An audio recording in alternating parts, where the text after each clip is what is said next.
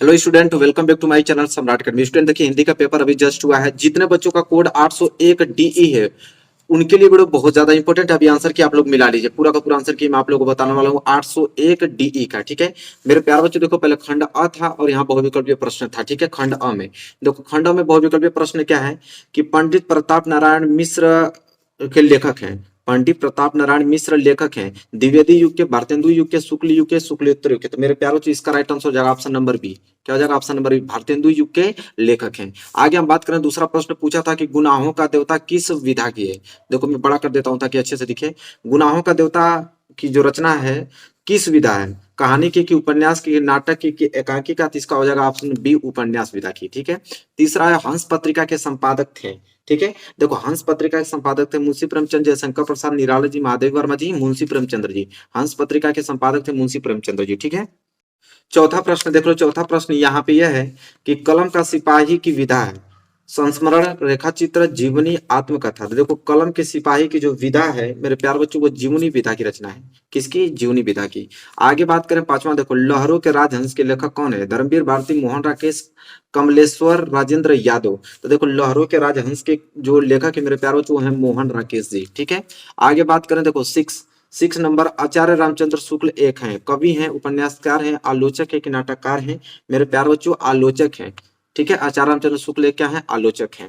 ठीक है, सातवां प्रश्न देखो क्या है, आकाशदीप के लेखक कौन है? अमरकांत हैं, आचार्य रामचंद्र शुक्ल जी हैं, जयशंकर प्रसाद जी, निराला जी। देखो आकाशदीप के जो मेरे प्यारे बच्चों लेखक हैं वो जयशंकर प्रसाद जी हैं। ठीक है, आकाशदीप के लेखक। आगे बात करें, देखो आठवां प्रश्न, मैला आंचल के रचनाकार कौन है? मोहन राकेश, फणीश्वर नाथ रेणु जी, प्रेमचंद्र की जयशंकर प्रसाद। देखो मैला आंचल के रचनाकार कौन है? तो मेरे प्यारों जो मैला आंचल के जो रचनाकार हैं वो ऑप्शन बी हो जाएंगे, कौन? फणीश्वर नाथ रेणु जी हैं। ठीक है, आगे बात करें प्रश्न नंबर 9, केशवदास काव्य धारा के कवि कौन है? रीतिबद्ध, रीति सिद्ध, रीति मुक्त, प्रयोगवादी। देखो केशवदास काव्य धारा के जो कवि हैं वो हो जाएगा ऑप्शन नंबर ए, रीतिबद्ध। ठीक है, चलो आगे बात करें प्रश्न नंबर 10वां, देखो क्या है। प्रश्न नंबर 10वां है कि रामचंद्रिका रचना किसकी है? केशवदास की है, बिहारी लाल की है, घनानंद की है कि भूषण की है? देखो चंद्रिका रचना जो है मेरे प्यारे बच्चों वो किसकी है? तो हो जाएगा ऑप्शन ए, केशवदास की।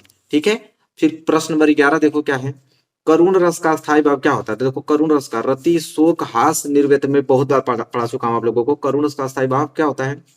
शोक होता है।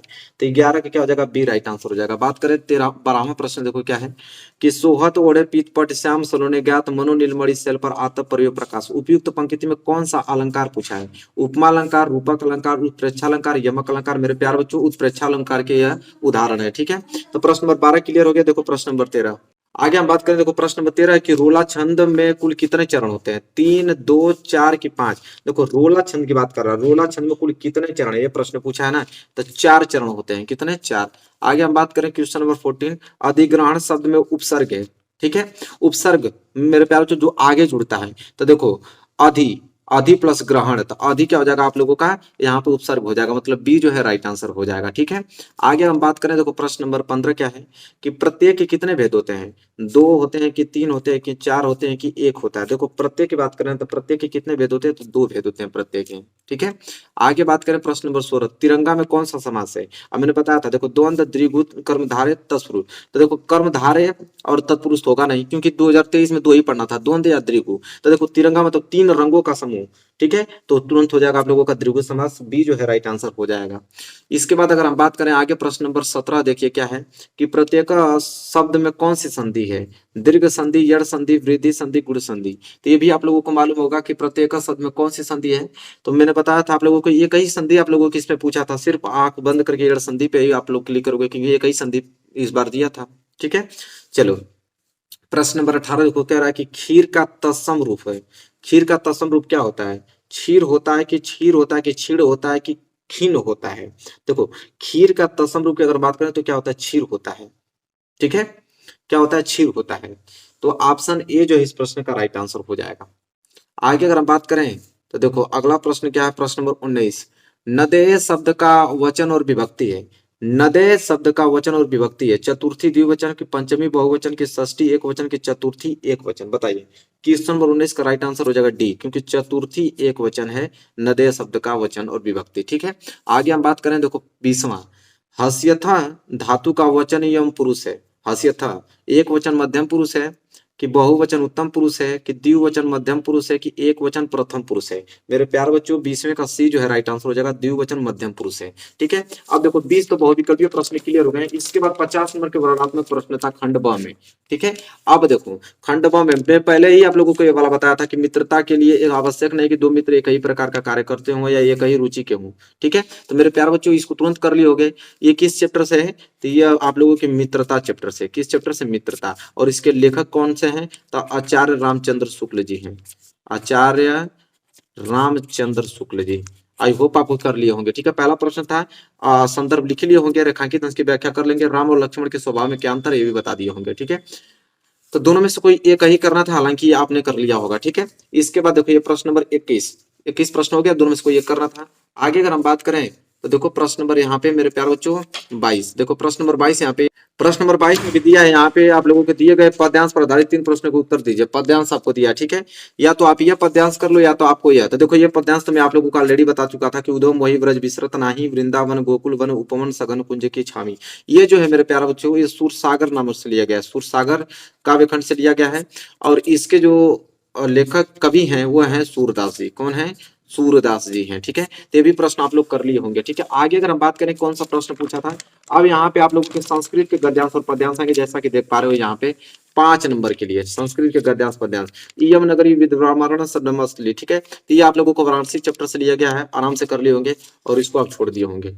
ठीक है, तो दोनों में से एक ही करना था, इसको आप कर लिए होंगे। देख लो किस प्रकार का प्रश्न आया था। ठीक है, इसके बाद देखो प्रश्न नंबर 24 यहाँ पे यह है कि संस्कृत का पद्यांश में से किसी का संदर्भ सहित हिंदी में अनुवाद कीजिए। ठीक है, ये वाला हमने आप लोगों को एकदम अच्छे से कराया था, इसको आई होप कर लिए होंगे आप लोग। ठीक है, इसके बाद देख लो जितने लोगों का यह था। इसके बाद देखो 25वां प्रश्न है कि खंड काव्य, तो ये तो अपने डिस्ट्रिक्ट वाइज जो भी आप जिले से थे उस जिले के अनुसार ये आप लोगों को खंड काव्य करना था। अगर हम बात करें सबसे ज्यादा अहम भूमिका किसकी थी, तो प्रश्न नंबर 26। देखो प्रश्न नंबर 26 तो बहुत सिंपल है। यहाँ पे जीवन परिचय पूछा था। देखो आचार्य रामचंद्र शुक्ल का मैं याद करने के लिए बोला था, जयशंकर प्रसाद, दोनों में कहा एक ही करना है, तो आप लोग आराम से कर लोगे। ठीक है, आगे अगर बात करें देखो ख वाला यहाँ पे प्रश्न ख वाला है कि दिए गए कवि में से किसी एक का जीवन परिचय। और कवि में भी देखो हमने बताया था आप लोगों को सूरदास याद करो, तुलसीदास, दोनों ही आया है और दोनों में से कोई एक कर लोगे, आपका यहाँ से भी 5 नंबर यहाँ पे क्लियर हो गया। ठीक है, आगे अगर बात करें देखो 26वां प्रश्न दोनों क्लियर हो गया ना। आगे देखो प्रश्न नंबर 26 यहाँ पे क्लियर हो गया। अब देखो प्रश्न नंबर 27 जो कि सबसे ज्यादा इंपॉर्टेंट है। और एक चीज और हमने आप लोगों को बताया था, श्लोक तो हमने बहुत सारा कराया आप लोगों को कि अपने पाठ्य पुस्तक कंठस्थ तो कोई एक श्लोक लिखिए जो इस प्रश्न पत्र में ना आया हो, 2 नंबर के लिए भी कर ही लिए होंगे। इसके बाद देखो पुरुकाह काशी तसी विरण के पूजते चंद्रशेखर काशी। देखो यह वाला प्रश्न, यह वाला प्रश्न और यह तीनों हमने प्रश्न आप लोगों को कराया था, और यहाँ से 2 ही प्रश्न करना था जो कि 4 नंबर आप लोगों को यहाँ से मिल जाएगा। आगे अगर हम बात करें तो देखो निम्नलिखित में से किसी एक पर निबंध लिखे 9 नंबर के लिए आया है।